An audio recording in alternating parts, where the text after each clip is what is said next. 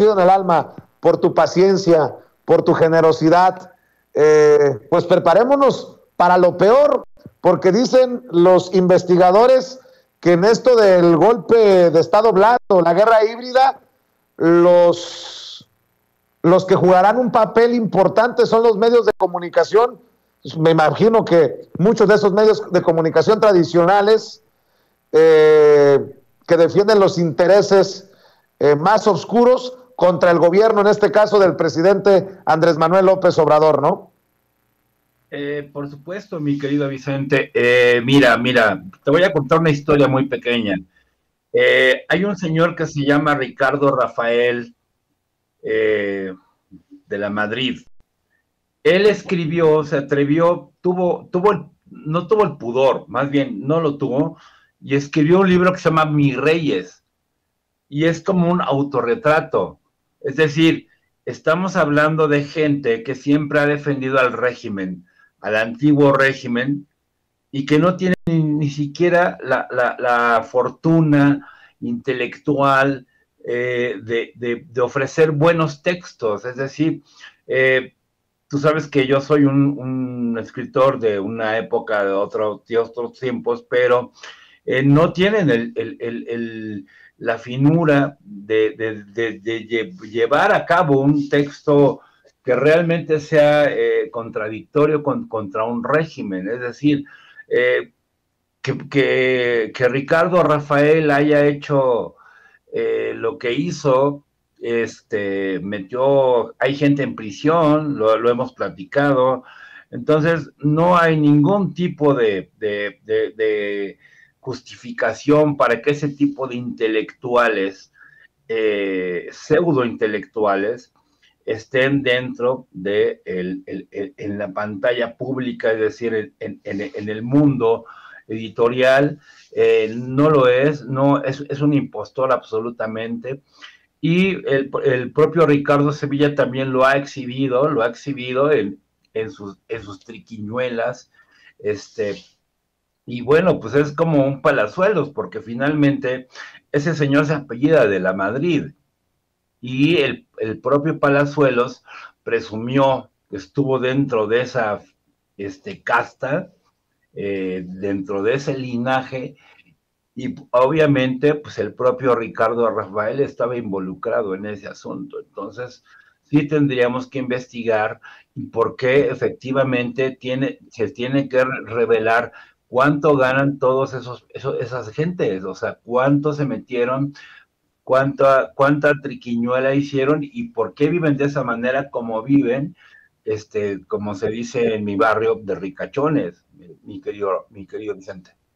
Así es, déjame sumar a la mesa de diálogo, mi querido Gerardo, a nuestra diosa poblana, como le he llamado yo, el apodo no digo del año, del lustro, a Meme Yamel, nuestra corresponsal, quien también es blanco de esos ataques de quienes nos odian en las redes sociales.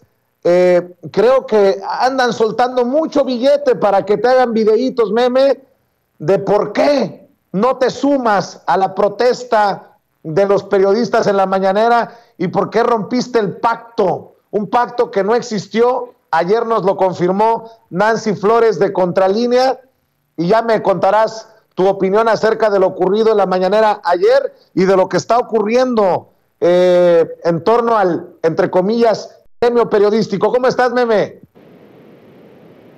Hola, mi querido Vicente, espero que se vea y se escuche bien, porque ya andamos haciendo aventuras, ya estamos haciendo travesuras, pero tienes toda la razón, tienes toda la razón. El día de ayer no hubo ningún pacto, ningún acuerdo.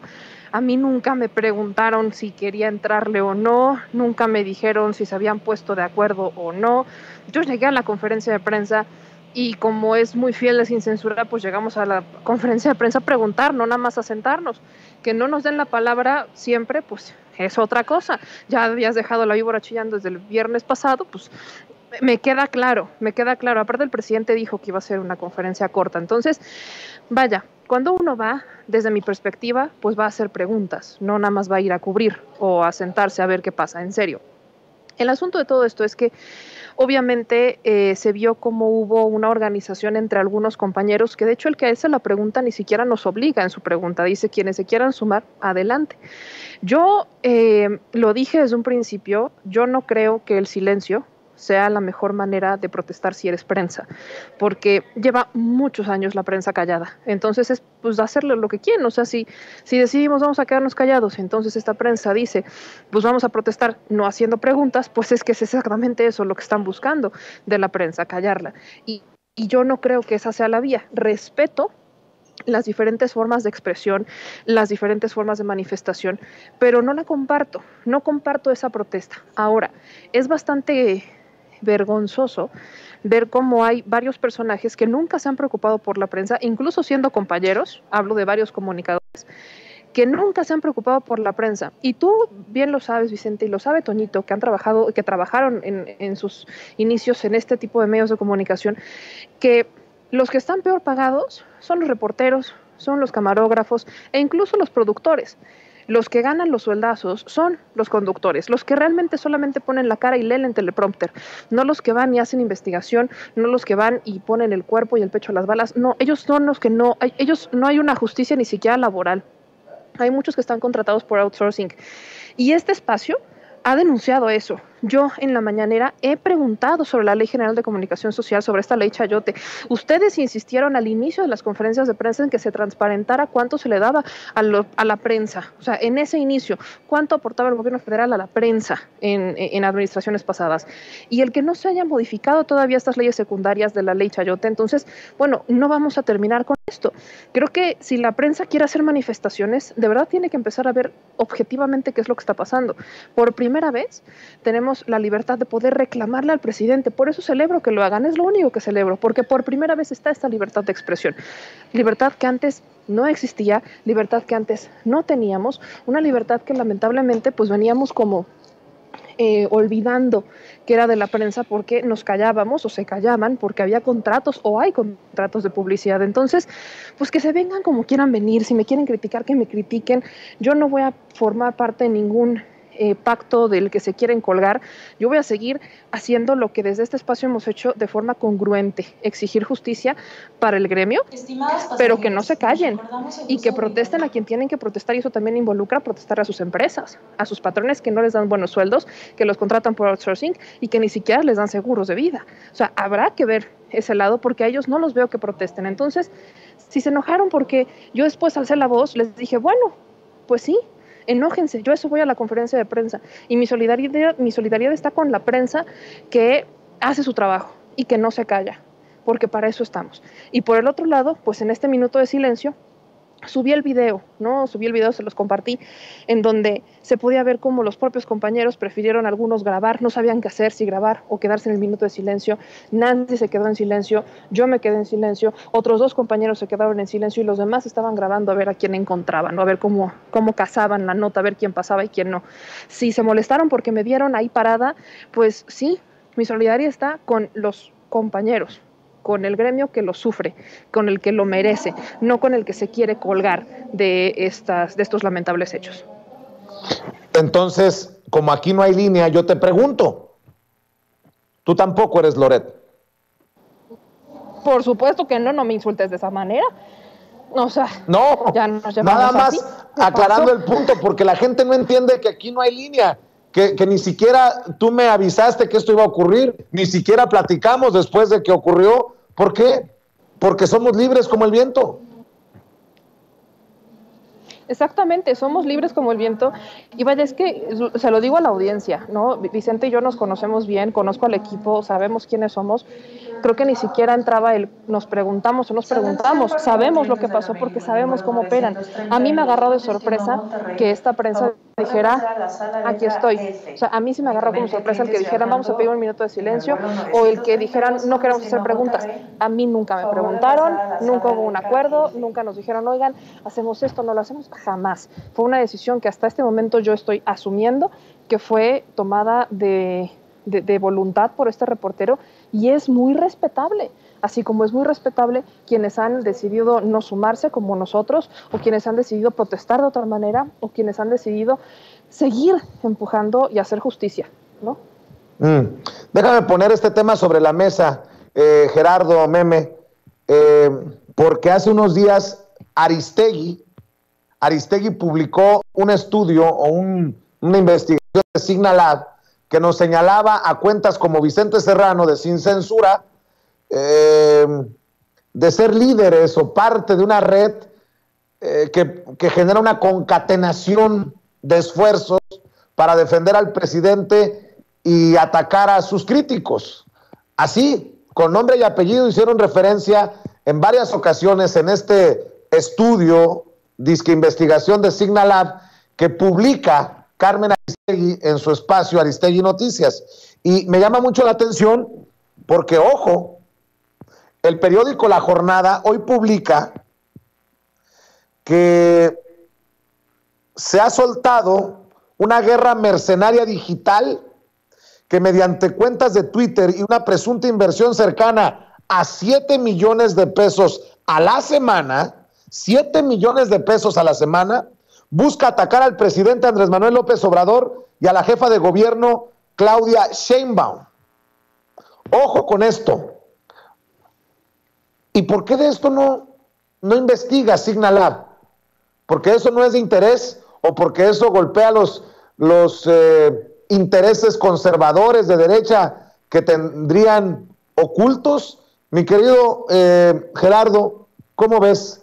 7 millones a la semana de una guerra mercenaria digital, sobre todo contra Andrés Manuel López Obrador y Claudia Sheinbaum en la capital. Páginas de internet interviniendo en la elección política. Es decir, estaba Steve Bannon, por ejemplo, y todo eso es manipulable. O sea, eso es completamente una manipulación de la información cibernética. ¿Por qué? ¿Por qué han tirado? ¿Cuántas veces han tirado sin censura? ¿3 veces? ¿Por qué hay una intervención cuando estuvo mi tocayo Fernández Noroña? ¿Por qué existe eso? ¿Por qué? Porque están pagados, porque existe una intervención política, porque son cuestiones políticas cibernéticas. ¿Por qué está Julian Assange en prisión? Por ejemplo, cuando el presidente dijo que venga, la derecha reaccionó a la mala, como siempre, pero hay todo un movimiento de la gente que está haciendo otro tipo de medios electrónicos en ese sentido. Y por ejemplo, que La Jornada, por ejemplo, publique ese texto que me acabas de mencionar, pero también tienen cola que les pisen. Pues vámonos tranquilos. La derecha está trabajando en todos lados, en la izquierda y en la derecha. Entonces, yo creo que en ese sentido yo pienso que se tiene que regular, se tiene que, y sobre todo investigar por qué hay tanto dinero dentro de la vida cibernética. O sea, yo, por ejemplo, en mi Facebook publico cosas que a nadie le importan, pero todo el mundo te está espiando. O sea, seguimos viviendo un mundo de espionaje. Y tú, mi querido Vicente, tú sabes que tú has sido víctima de espionaje y tú has sido víctima de ello. Entonces, vamos a seguir viviendo en ese momento, pero se tiene que superar. O sea, ya no tendríamos que estar aceptando que se espíe a la gente, que ya no haya ningún tipo de intervención, incluso financiera. Por ejemplo, ¿cuántas veces te han acusado de que tú recibes chayote? Muchísimas veces. Entonces, tendríamos que hablar claramente, como dijo el presidente, de cuánto ganan todos ellos, porque nosotros estamos bien apaleados, mi querido Vicente. Oye, Meme, a ver, los 3 párrafos los primeros 3 párrafos de la nota que publica La Jornada. Morena en la Ciudad de México denunció la existencia de una guerra mercenaria digital que mediante cuentas de Twitter y una presunta inversión cercana a 7 millones de pesos a la semana, busca atacar al presidente Andrés Manuel López Obrador y a la jefa de gobierno Claudia Sheinbaum. A su vez, Manuel Padrón, egresado de la UNAM y especialista en análisis de datos por el Centro de Investigación y Docencia Económicas, el CIDE, explicó que la semana pasada fueron analizados 161,418 tweets en los que se identificaron 6 cuentas, entre ellas la del medio de comunicación Latinus, del periodista Carlos Loret de Mola y de Mexicanos contra la Corrupción y la Impunidad, cuyo dueño es Claudio X González, que promueven conversaciones negativas y estas son reproducidas por bots o cuentas de reciente creación u otras que no cuentan con seguidores cuyo fin es propagar de manera masiva los mensajes.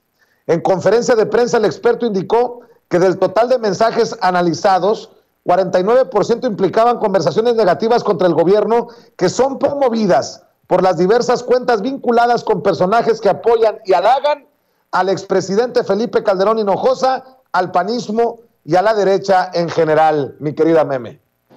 Estoy de hecho leyendo este hilo que hacen en Poets UNAM, en donde justo retoman parte de la información que compartes, y se me hace muy interesante el siguiente dato.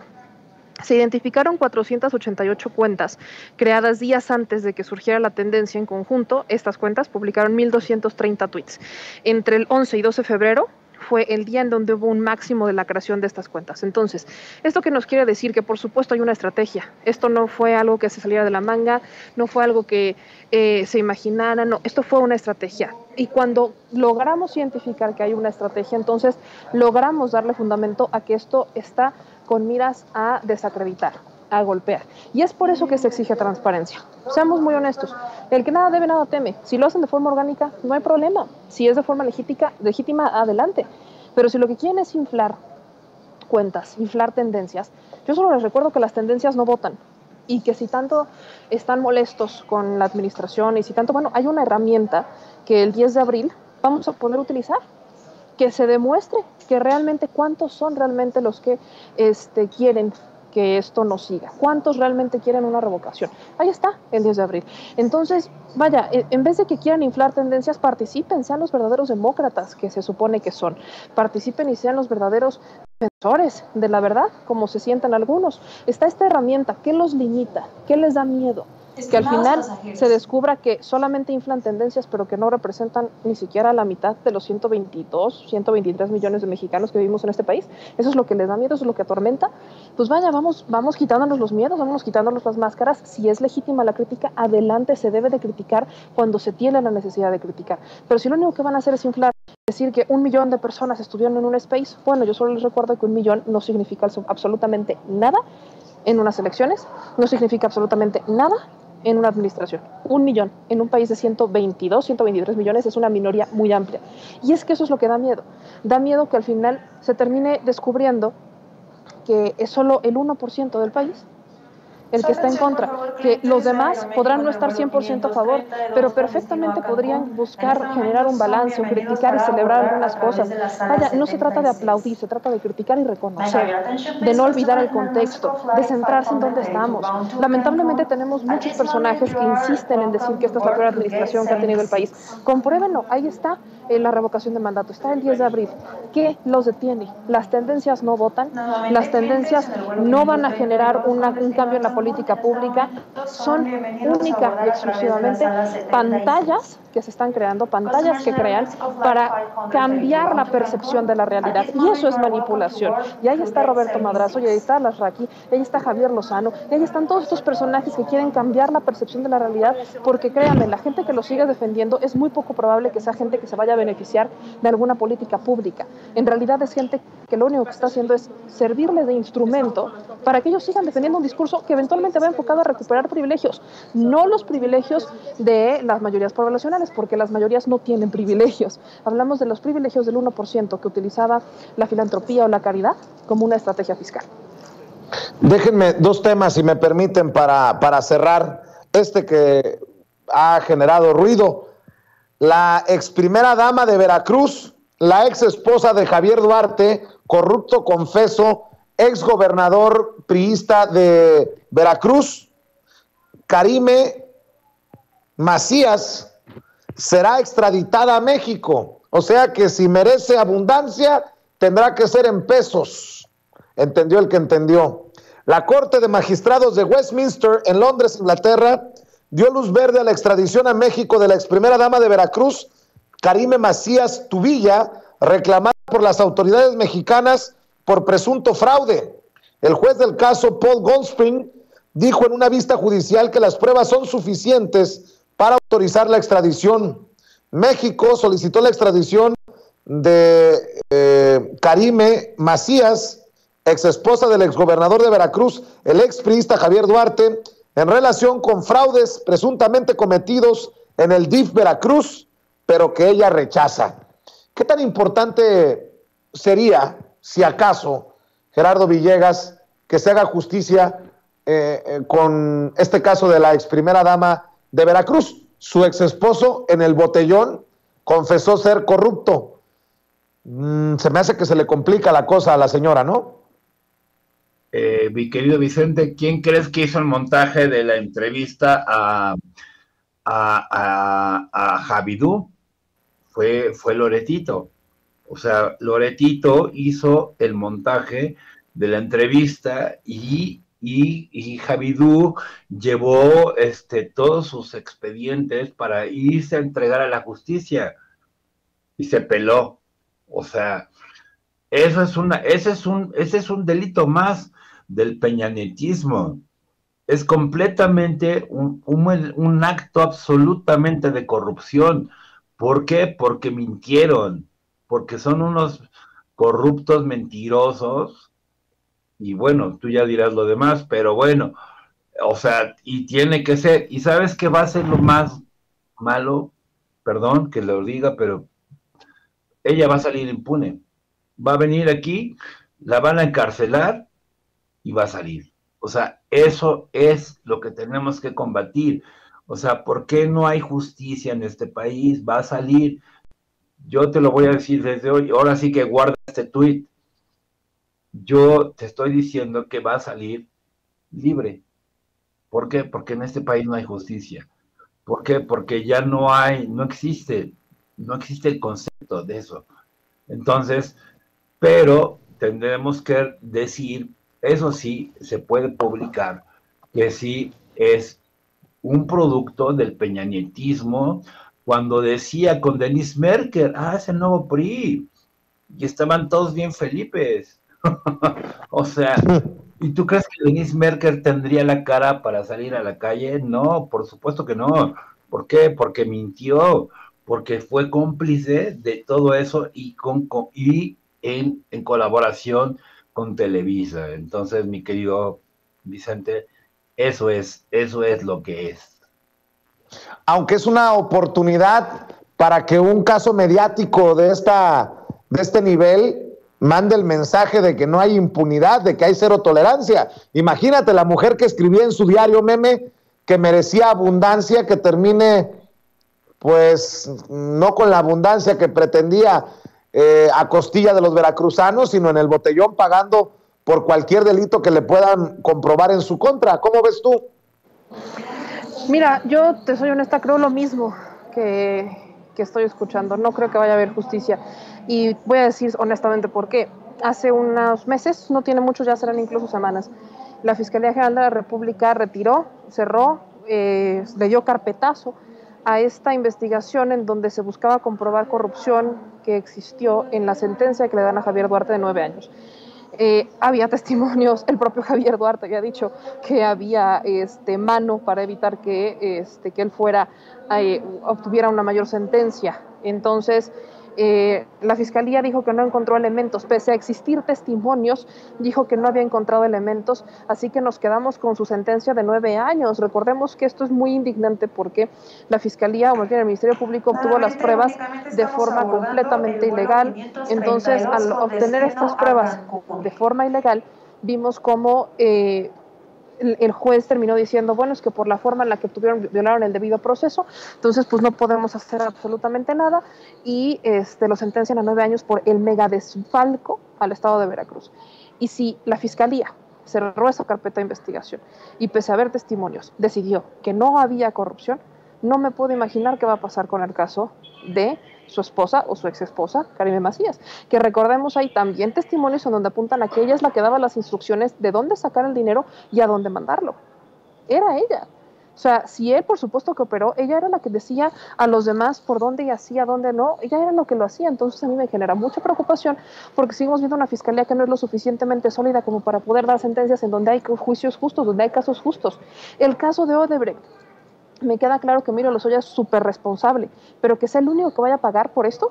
O sea, que los sobornos de Odebrecht llegaron exclusivamente a manos de Emilio Lozoya y los demás, y Enrique Peña Nieto y la campaña, ¿en dónde está todo esto? Por supuesto que es molesto cuando vemos que la fiscalía dice esto y cuando el presidente incluso dice que le tiene mucha confianza al fiscal. Me quiero pensar que esto es parte de una estrategia para al final obtener varias sentencias, pero no veo que el camino sea ese. Oigan, a ver, para cerrar, dejamos el tema de las mineras y la protección de la Suprema Corte a nuestros hermanos indígenas, que ya lo voy a retomar, si no más tarde en este espacio, en Sin Censura Nocturno, para comentarles una noticia, pues literalmente de última hora y exclusiva, que suelta Manuel Hernández Borboya, reportero para México de Actualidad RT y también amigo de la familia Sin Censura, que va de la mano de estas declaraciones del presidente Andrés Manuel López Obrador, que dijo, advierte que de ser necesario planteará a Joe Biden, el presidente de Estados Unidos, el financiamiento de Estados Unidos a Claudio X González. Esta es una declaración importante hoy en la mañanera del presidente Andrés Manuel López Obrador. Además hay otro asunto que no vamos a dejar de tratar y si es necesario se lo voy a plantear al presidente Biden, porque toda la campaña en contra nuestra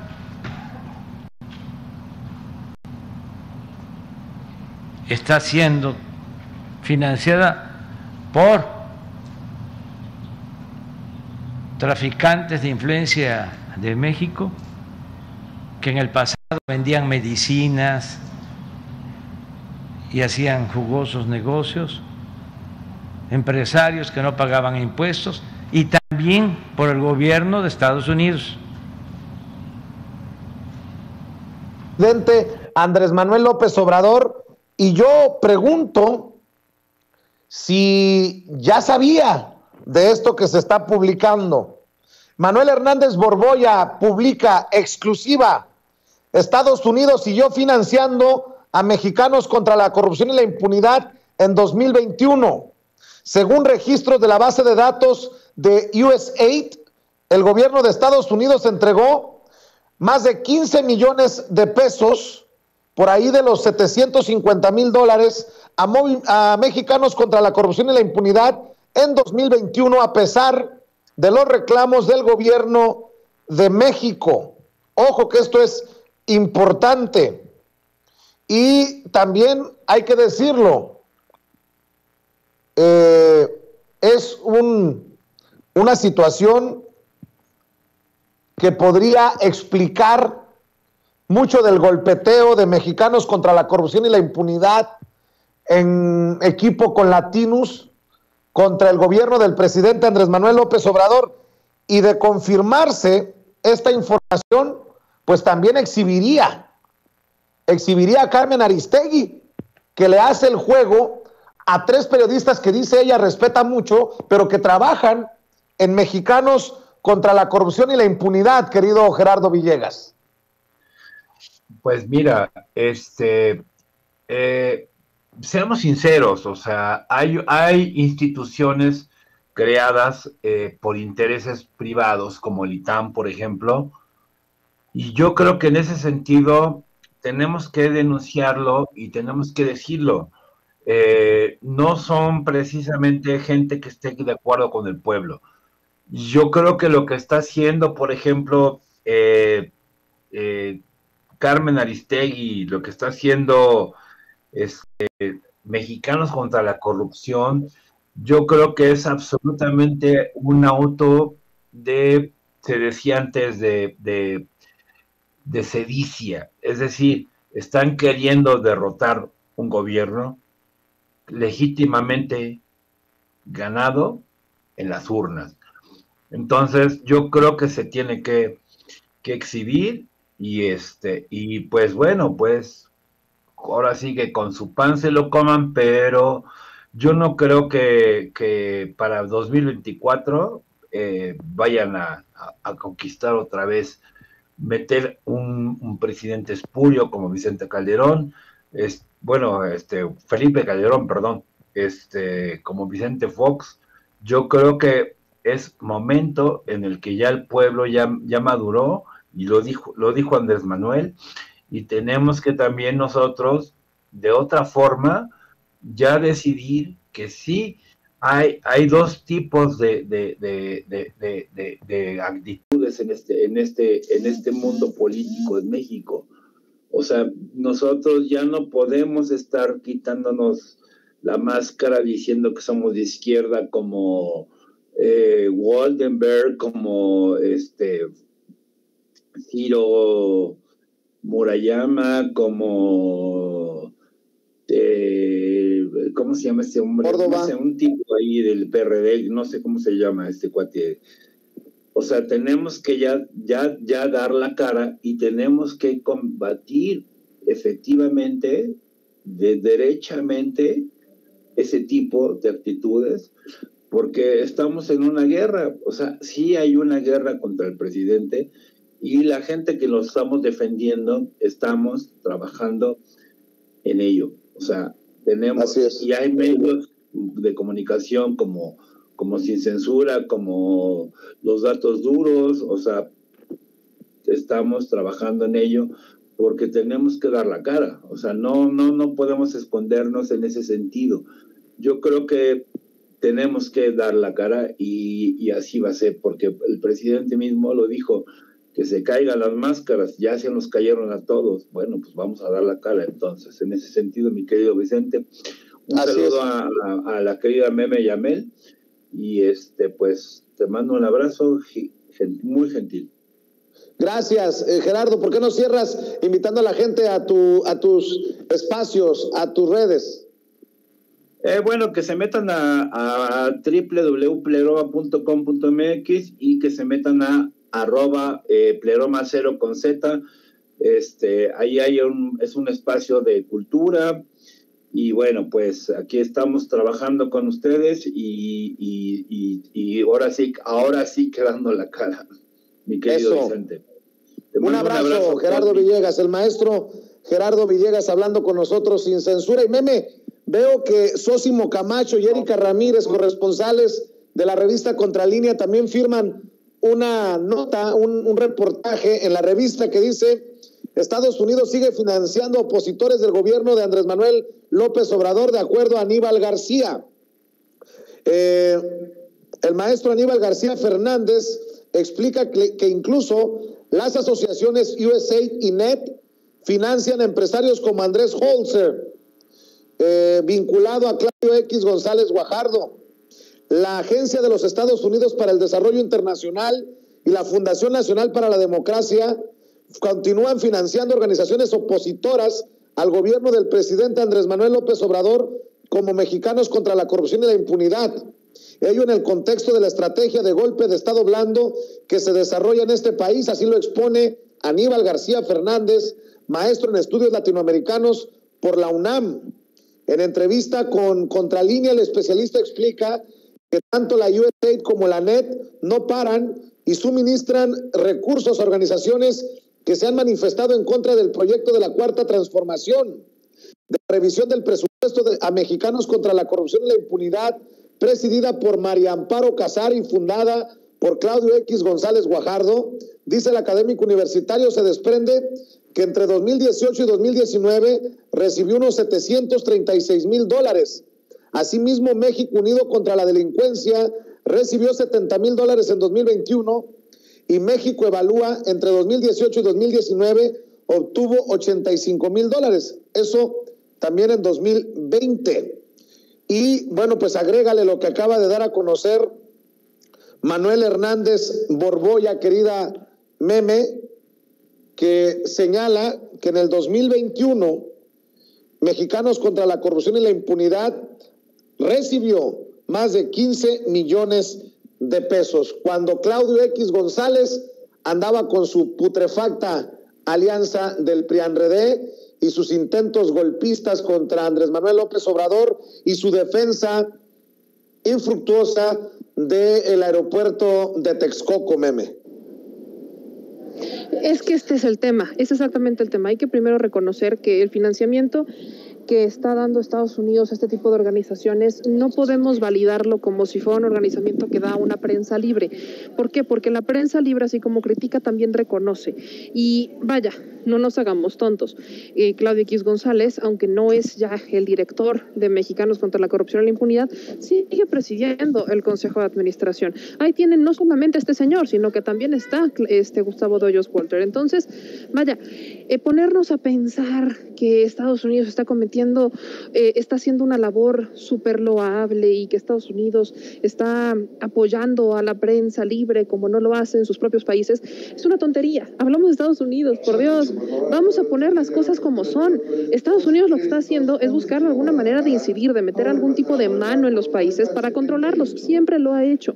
No es la primera ni será la última vez que lo haga. Y lamentablemente aquí es en donde entra la defensa por la soberanía, cuando entra la defensa por cómo nosotros vamos a defender nuestro territorio, cómo nosotros vamos a defender nuestros ideales.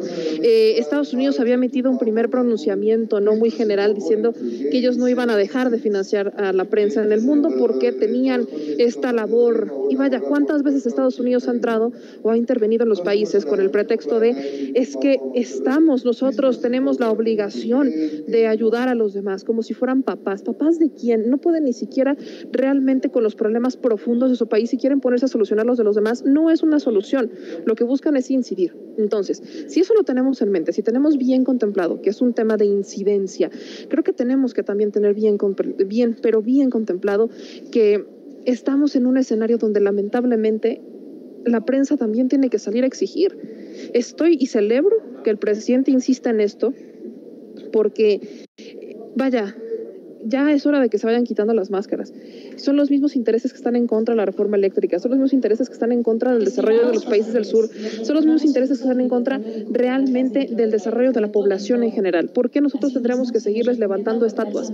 ¿Que México no puede solo? Y eso es una idea que lamentablemente se ha estado generando a lo largo y ancho del sector más privilegiado de este país.